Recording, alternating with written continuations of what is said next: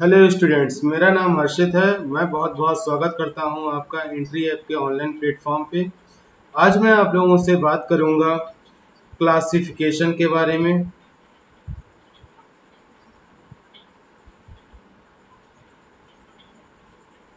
Last time पर हम लोगों ने एनालॉजी के बारे में पढ़ा था। आज हम लोग बात करेंगे क्लासिफिकेशन की। तो क्लासिफिकेशन के बारे में मैं आप लोगों को बता दूं, जिस प्रकार हम लोगों ने एनालॉजी में history, geography, polity, science, math, English, इन सब के बारे में जानकारी ली थी, उसी प्रकार यहाँ पर क्लासिफिकेशन में भी इन्हीं सब का यूज होगा। इसमें बस एनालॉजी से डिफरेंट इतना है कि आप लोगों को चार ऑप्शंस दे रखे होंगे। उन चारों में से कोई तीन सेम तरह से अरेंज किए गए होंगे और कोई एक अलग तरह से अरेंज किया गया होगा। आप लोगों को जो वो एक अलग तरह से अरेंज किया गया है वो आपका आंसर होगा, आपको वो बताना होगा। ठीक है, तो चलिए हम लोग अब बढ़ते हैं आगे। सबसे पहले मैं आप लोगों को टीम से मिलवा देता हूँ। ये विनीत सर इंग्लिश पढ़ाते हैं हमारे यहाँ, काफ़ी ज़्यादा एक्सपीरियंस फैकल्टी हैं। इनकी जो इंग्लिश को सॉल्व करने की ट्रिक्स हैं, मेथड्स हैं, वो सारे के सारे आप लोगों को बहुत हेल्पफुल रहेंगे। हिंदी के बारे में विनीत सर से अच्छा शायद ही कोई बता पाए, क्योंकि जो लैंग्वेज के टीचर्स होते हैं इनको बहुत सारे जो आपका की पॉइंट्स होते हैं, इन सब चीज़ों के बारे में बहुत सारी जानकारी होती है। ठीक है, मृत्युंजय सर साइंस का पार्ट देखते हैं, राघवेंद्र सर जीएस का पार्ट देखते हैं, सत्येंद्र सर मैथ का पार्ट देखते हैं। तो इस तरह से यहाँ पर जो आप लोगों को बहुत सारे एक्सपीरियंस फैकल्टीज के वीडियोस मिलेंगे। और अगर आप लोगों को ये वीडियोस अच्छे लगते हैं तो प्लीज़ अपने दोस्तों से भी शेयर किया कीजिएगा। और आप लोगों ने अगर अभी तक एंट्री ऐप को यूट्यूब, टेलीग्राम वगैरह पे फॉलो नहीं किया है तो प्लीज़ इसको जल्दी से जल्दी फॉलो कर लीजिए, जिससे कि आप लोगों को जितने भी नोटिफिकेशन है वो सारे के सारे टाइमली मिलते रहें और कोई भी नोटिफिकेशन आपसे मिस ना हो और कोई भी शॉर्टकट आपसे मिस ना हो। ठीक है, चलिए हम लोग बढ़ते हैं अपने टॉपिक की तरफ। देखिए, क्लासिफिकेशन को सिमिलरिटीज एंड डिफरेंसेस भी कहा जाता है। ठीक है, तो अब इसका जो आप कहना चाहिए इसकी एक डेफिनेशन है वो ये रहेगी आपकी। This phenomena of grouping various objects on basis of their common properties is known as classification. विभिन्न वस्तुओं को उनके सामान्य गुणों के आधार पर समूहित करने की घटना को वर्गीकरण के रूप में जाना जाता है। ठीक है, यानी वही चीज मैंने जो आप लोगों को बताई कि आप लोगों को चार ऑप्शन दे रखे होंगे, तीन किसी भी एक लॉजिक से अरेंज किए गए होंगे, कोई एक अलग होगा, वो जो अलग होगा वो आपका आंसर होगा। यानी बाकी के तीन को आपने किसी एक ग्रुप से समूहित कर दिया और बाकी जो अलग है वो आपका आंसर हो गया। ठीक है, तो इसको हम लोग कुछ एग्जाम्पल से जानते हैं। अब देखिए, यहाँ पे लिखा in the following question select the odd number from the given alternatives. यानी इन चारों में से जो ऑड होगा वो आपका आंसर हो जाएगा। यहाँ पर पहला है ऑप्शन रोगाणु यानी माइक्रोब, सूक्ष्म फिल्म यानी माइक्रोफिल्म, माइक्रोफोन, सूक्ष्मदर्शी यानी माइक्रोस्कोप।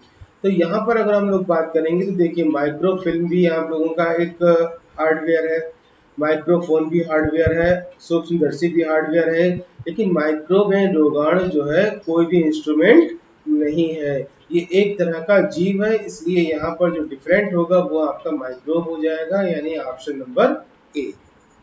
उम्मीद करते हैं आप लोगों को क्लियर हो गई होगी इतनी बात। आगे देखिए, आगे लिखा हुआ है harmless, guilty, innocent and fearless. तो यहाँ पर अगर हम लोग बात करेंगे तो यहाँ पर आप लोगों का जो आंसर होगा वो हो जाएगा ऑप्शन नंबर बी यानी गिल्टी। क्यों? क्योंकि देखिए, हानि रहित, मासूम और निर्भय, ये सारे के सारे किसी भी इंसान की पॉजिटिव साइड को शो करते हैं। ठीक है, ये सारे के सारे किसी भी इंसान की पॉजिटिव साइड को शो करते हैं, लेकिन अपराधी एक किसी भी इंसान की नेगेटिव साइड को शो करता है। तो इसलिए आप लोगों का आंसर अपराधी हो जाएगा, यानी गिल्टी। आगे बढ़ते हैं। अंडमान निकोबार, पांडिचेरी, दिल्ली और गोवा। तो यहाँ पर आपका आंसर हो जाएगा दिल्ली। वजह इसकी ये है क्योंकि बाकी सारे आप लोग देखेंगे तो बाकी सारे किसी ना किसी समुद्र के किनारे बसे हुए हैं, यानी किसी ना किसी समुद्र के तट है। ठीक है, लेकिन दिल्ली के आसपास में कोई भी समुद्र नहीं है, इसलिए आप लोगों का आंसर हो जाएगा यहाँ पर दिल्ली। ठीक है, ये सब चीजें आपका जियोग्राफिकल जियोग्राफी के अकॉर्डिंग चेंज हो सकता है, इकोनॉमिक्स के हिसाब से चेंज हो सकता है, यूनियन टेरिटरी हो सकते हैं, वगैरह वगैरह बहुत सारी चीजें हो सकती हैं। अगला है आपका एनालिसिस, सर्च, कंक्लूजन और इन्वेस्टिगेशन। तो आप लोगों को समझ में आ गया होगा, इसका आंसर हो जाएगा आपका कंक्लूजन। ठीक है, निष्कर्ष। क्यों? क्योंकि देखिए बाकी के जो तीन है आपके पास, एनालिसिस है, सर्च है और इन्वेस्टिगेशन है, ये सारे के सारे कंक्लूजन से पहले आने वाले पोर्शन है, पहले आने वाले पार्ट है। यानी पहले किसी चीज की एनालिसिस हो रही है, सर्च हो रही है, इन्वेस्टिगेशन हो रही है, उसके बाद में हम लोग किसी भी कंक्लूजन पर पहुंचते हैं। तो इसलिए इसका आंसर हो जाएगा कंक्लूजन। उम्मीद करते हैं इतनी बात क्लियर होगी आप सभी को। नेक्स्ट नेक्स्ट है आपका, ये कुछ मछलियों के प्रकार हैं, हिल्सा, आंगर, व्हेल और बर्राकूडा। तो यहाँ पर अगर हम लोग बात करें तो आपका आंसर हो जाएगा व्हेल मछली। क्यों? क्योंकि बाकी के सारे जो है ये सारे के सारे अंडे देती हैं, और व्हेल जो है जबकि एक स्तनपायी मछली है। ठीक है, तो इसलिए इसका आंसर हो जाएगा व्हेल। अगला है अपनापन यानी इंटीमेसी, लगाव यानी अटैचमेंट, मित्रता यानी फ्रेंडशिप और विद्वेष यानी इनवाइटी। इस हिसाब से यहाँ पर अगर हम लोग बात करें, इंटीमेसी, अटैचमेंट और फ्रेंडशिप, ये सारे के सारे पॉजिटिव पार्ट हैं। लेकिन ये विद्वेष जो अलग करने का वाला पार्ट है वो आप लोगों का इनवाइटी है, यानी ये इन सबसे अलग है, ये निगेटिव साइड है इसकी। ठीक है, तो इसलिए इसका आंसर हो जाएगा इनवाइटी, यानी ऑप्शन नंबर डी। ठीक है, अगला अगला है आपका डिलीगेंट, डिग्निफाइड, डिसिडेंट और डिवोटेड। तो इसमें अगर हम लोग बात करें, देखो उद्यमी का मतलब होता है मेहनती, ओजस्वी का मतलब आप सभी जानते ही अच्छी तरह से, विस्मत का मतलब होता है कि जो जिसकी कोई भी एक मत ना हो, यानी जो कंफ्यूज आदमी हो, वो होता है विस्मत। और अनुरागी का मतलब यानी डिवोटेड का मतलब भक्त रहेगा। तो ये आपका आंसर हो जाएगा विस्मत, जो कि सब बाकियों से अलग है।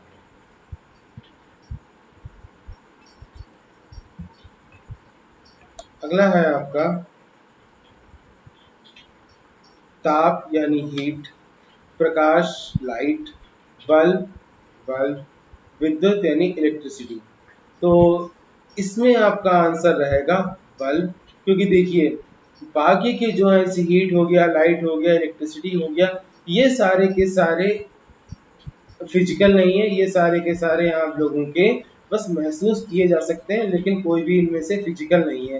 लेकिन बल्ब फिजिकल है, बल्ब को जलाने के लिए इलेक्ट्रिसिटी की जरूरत पड़ती है। ठीक है, अगला देखिए लहर यानी वेव, प्रवाह यानी करंट, ज्वार भाटा, टाइड, तूफान, स्टॉर्म। तो यहाँ पर आपका आंसर हो जाएगा टाइड। अब देखिए आप लोगों को हो सकता है किसी को वेव लग रहा होगा, किसी को करंट लग रहा होगा, किसी को स्टॉर्म लग रहा होगा, किसी को टाइड ही लग रहा होगा। तो अब मैं आप लोगों को बताता हूँ कि टाइड इसका आंसर क्यों है।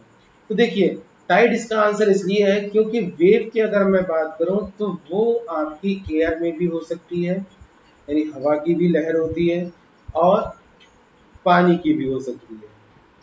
ऐसा ही प्रवाह यानी करंट भी हवा और पानी दोनों में हो सकता है। स्टॉर्म तूफान भी आप लोगों को पता है कि पानी में भी आ सकता है और हवा में भी आ सकता है।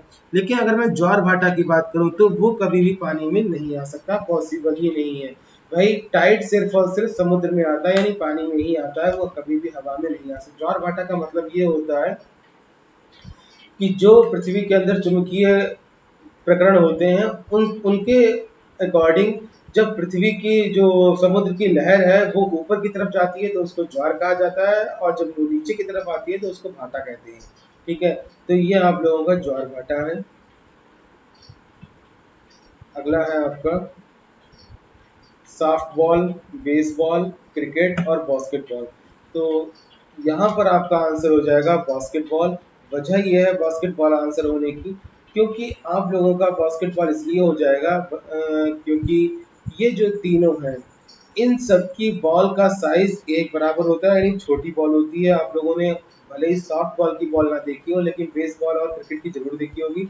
छोटी बॉल होती है, हार्ड बॉल होती है, लेकिन बास्केटबॉल की जो है बॉल का साइज बाकियों की तुलना में अधिक बड़ा होता है। ठीक है, तो आपका आंसर हो जाएगा यहाँ पर बास्केटबॉल।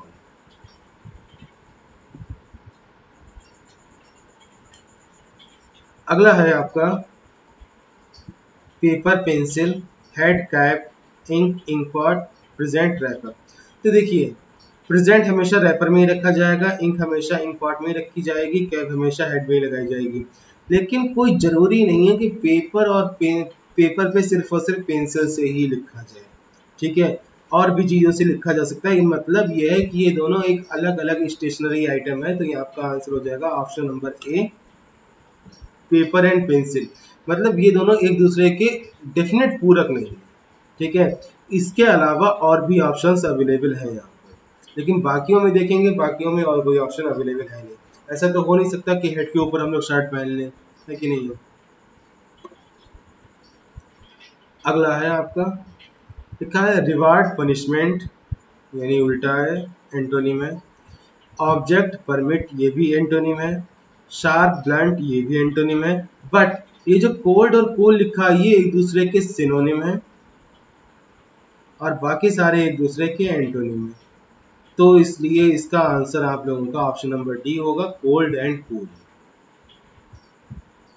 उम्मीद करते हैं इतनी बात सभी को क्लियर हो गई होगी अच्छी तरह से। आगे बढ़ते हैं। लिखा है महाराष्ट्र मुंबई, कर्नाटक बेंगलोर, राजस्थान जैसलमेर, मेघालय शिलांग। ठीक है, तो अब देखेंगे महाराष्ट्र की जो कैपिटल है वो मुंबई है, कर्नाटक की बेंगलोर है, मेघालय की शिलांग है, लेकिन राजस्थान की कैपिटल होती है बाबू जयपुर। तो यही आप लोगों का अलग है, क्योंकि बाकियों में कैपिटल्स लिखी हुई हैं, लेकिन राजस्थान की कैपिटल जैसलमेर ना होकर जयपुर है। ठीक है, अगला क्वेश्चन है आपके सामने। खेल, मैदान, सिनेमा, पर्दा, नाटक, मंच, रबड़ मिटाना। तो अगर मैं बात करूं, मैदान में खेल होता है,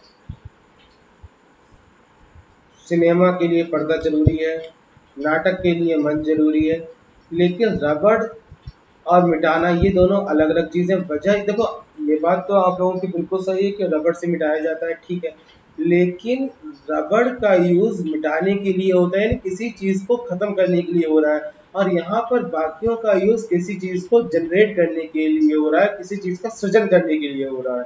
ठीक है, और रबड़ का यूज मिटाने के लिए, यानी किसी चीज को खत्म करने के लिए हो रहा है। तो यहाँ पर आपका आंसर हो जाएगा रबड़ और मिटाना। उम्मीद करते हैं आप लोगों को क्लियर हो गया होगा ये सब। अगला है शांत प्रशांत, सिनोनिम है ये, कभी नहीं कभी कभी कभी नहीं सिनोनिम है। शांत प्रशांति ये भी लगभग एक ही बात है, लेकिन तेज और धीमा ये एक दूसरे के एंटोनिम है, यानी रैपिड और स्लो दोनों अलग अलग चीजें हैं। रैपिड का उल्टा होता है स्लो, तो इसलिए इसका आंसर हो जाएगा ऑप्शन नंबर डी, बाकी सारे लगभग एक दूसरे के सिमिलर ही हैं। ठीक है, अब ये देखिए यहाँ पर बात आती है, कुछ रीजनिंग की बात करते हैं हम लोग यहाँ पर। यहाँ पर ये जो कुछ अल्फ़ाबेट्स लिखे हुए हैं, आप लोगों को बताना है ये जो अल्फ़ाबेट्स हैं इनमें से कौन सा अलग है। तो एक काम करते हैं, इनकी प्लेस वैल्यूज लिखते हैं। ये इसके प्लेस वैल्यू 8 है, इसकी 17 है।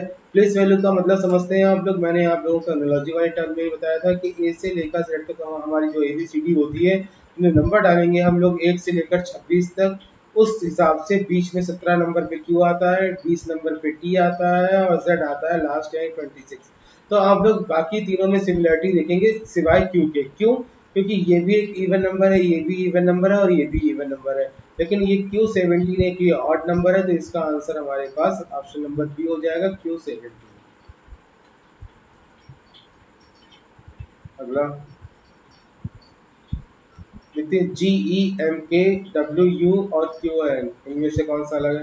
तो GE है आपका 7 और 5, MK है आपका 13 11, ये 23, 21, 17 और 14। ठीक। तो यहाँ पर देखेंगे हम लोग इनके बीच में 2 का डिफरेंस है, इनमें भी 2 का डिफरेंस है, इनमें भी 2 का डिफरेंस है, लेकिन यहाँ पर अगर हम बात करें तो यहाँ पर 3 का डिफरेंस हो गया। तो यही आपका Q और N अलग है। आपका आंसर हो जाएगा ऑप्शन नंबर डी।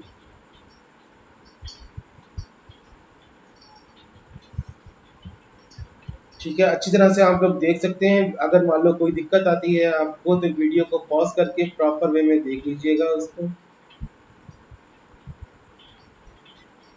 अगला है आपका DG2EK5JR6PYA। तो ये क्या है, इसमें क्या लॉजिक लगेगा? तो देखो, अगर इनके ऊपर नंबरिंग करते हैं हम लोग तो 4, 7, 5, 11, 10, 18, 16, 25। तो देखेंगे आप लोग यहाँ पर 4 और 2 6 हो गया। देखो डी जी और 2 लिखा हुआ है, तो इसमें क्या काम किया, डी की प्लेस वैल्यू यानी 4 प्लस ये 2 ऐड कर दिया और प्लस 1 और कर दिया, तो 7 आ गया। 7 देखिए बीच में लिखा हुआ है। इसी तरह से ई के 5 में देखो 5 चाहिए, तो क्या किया गया, 5 और 5 10 कर दिया, ये वाला 5 और ये वाला 5 10 कर दिया और एक और जोड़ दिया गया, तो आपका आंसर आ जाएगा 11। तो देखिए 11 बीच में लिखा है आपको।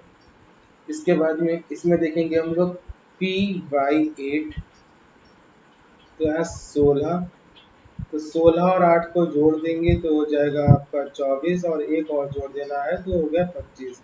देखिए 25 बीच में लिखा हुआ है, लेकिन अगर मैं सी वाले ऑप्शन की बात करूँ तो ये आपका JR6 है, तो इसमें ये 10 है और 16 है। 10 प्लस 6, 16 प्लस 1 करने पर आ रहा है 17, लेकिन यहाँ पर आर का नंबर होता है 18। तो यही आपका आंसर हो जाएगा ऑप्शन नंबर सी। बाकी की तीनों एक लॉजिक से अरेंज है और यही आप लोगों का एक अलग लॉजिक से अरेंज है। क्लियर हो गई होगी आप लोगों को बात। आगे बढ़ते हैं। अगला है आपके पास 52, 142, 54, 126, 56, 168, 58, 184। तो इनमें क्या है सिमिलरिटी? पहले तो आप लोग खुद से ट्राई कीजिए, उसके बाद में आगे सोल्यूशन देखिएगा आप लोग। कोई भी क्वेश्चन है पॉज करके वीडियो को प्लीज एक बार खुद से ट्राई किया कीजिए, उसके बाद में फिर आगे सोल्यूशन देखिए कीजिए। देखिए क्या है यहाँ पर 52, 5 और 2 को ऐड करेंगे तो 7 आएगा, और यहाँ पर 1 और 4 5 और 2 7 हो गया। इसमें 5 और 4 हो गया आपका 9, 1 2 6 ये भी 9 हो गया, इनका भी एडिशन। 5 और 6 हो गया आपका 11, और यहाँ पर आपका ये हो गया 9, 10, 15, ये हो गया आपका 13 और ये भी 13। तो देखिए बाकियों में क्या हुआ, बाकियों में दोनों नंबर्स में जो अगर मैंने अंदर वाले नंबर्स को ऐड किया है तो सेम आया है नंबर, लेकिन ऑप्शन नंबर सी की अगर मैं बात करूँ तो एक में 11 आया और एक में 15 आया। या तो अगर आता दोनों में 11 आना चाहिए था और या तो दोनों में 15 आना चाहिए था। ठीक है, तो इसलिए इसका आंसर हो जाएगा ऑप्शन नंबर सी। उम्मीद करते हैं आप लोगों को इतनी बात सभी को क्लियर होगी अच्छी तरह से।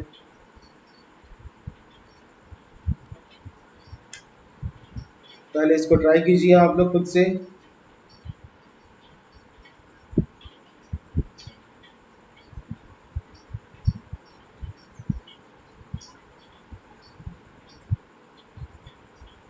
देखिए लॉजिक क्या है इसका।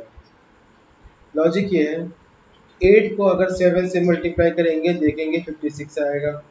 5 को 7 से मल्टीप्लाई करेंगे 35 आएगा। 6 को 7 से मल्टीप्लाई करेंगे तो 42 आएगा।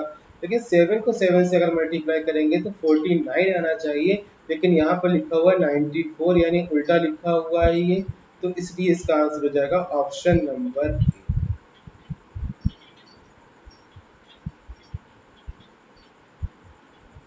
क्लियर हो जानी चाहिए आप लोगों को इतनी बात। अब आगे बढ़ते हैं। खुद से ट्राई कीजिए 1 आध मिनट, फिर उसके बाद भी मैं आप लोगों को बताता हूँ।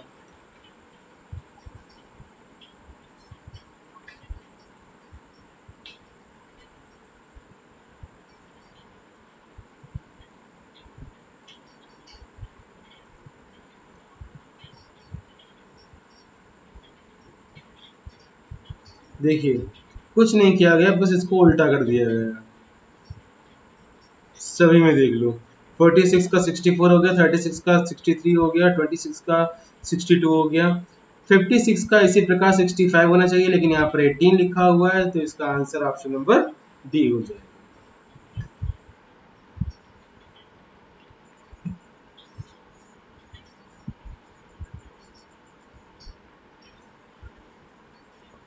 आगे बढ़ते हैं।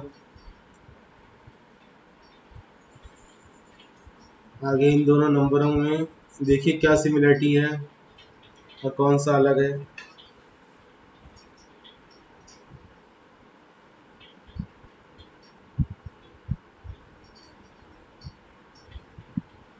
देखिए इन दोनों नंबरों का अगर डिफरेंस लेंगे 23 का डिफरेंस आएगा, इसमें भी 23 का डिफरेंस आएगा, इसमें भी 23 का डिफरेंस आएगा, लेकिन यहाँ पर अगर मैं बात करूँ तो 22 का डिफरेंस आ रहा है, तो इसलिए हमारा ऑप्शन नंबर डी यही अलग है। तो इस तरह से आप लोगों को अपना ये आंसर करना है।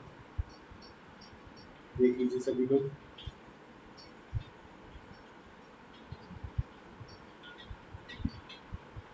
नेक्स्ट है आपका, लिखा हुआ है कि इनमें से कौन सा अलग है, तो इनमें से जो अलग है वो आपका रहेगा 56। वजह ये है, सभी को हम लोग 2 की पावर में लिखते हैं, जैसे ये 2 की पावर 1 हो जाएगा, ये आप लोगों का 2 की पावर 8 हो जाएगा, ऐसे 128 भी 2 की पावर में आ जाएगा। लेकिन 56 को अगर मैं 2 की पावर में लिखने की कोशिश करूं तो 56 को मैं 2 की पावर में नहीं लिख सकता, तो इसलिए आपका आंसर ये है।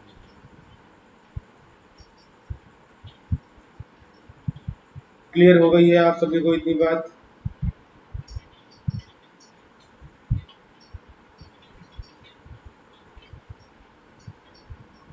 ठीक है। लास्ट टाइम पे मैंने आप लोगों को एक क्वेश्चन दिया था, एक सेकंड में क्वेश्चन देख लेता हूँ कौन सा क्वेश्चन था वो।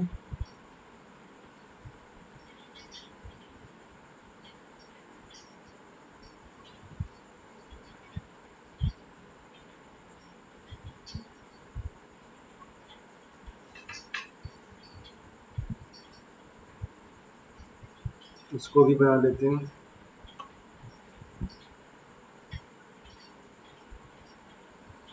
हाँ जी, ये क्वेश्चन था आपका, प्रेशर बैरोमीटर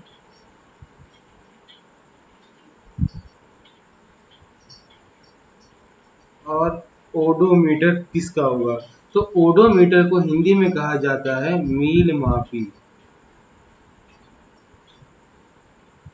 ठीक है, तो ओडोमीटर को अगर मील मापी कहते हैं हम लोग, तो जाहिर सी बात है इसको डिस्टेंस नापने के लिए यूज किया जाता है। और उम्मीद करते हैं आप लोगों को इसका आंसर अब तक मिल ही चुका होगा। ठीक है, तो अगली क्लास में हम लोग अपना एक अगला चैप्टर, एक फ्रेश चैप्टर लेकर आएंगे।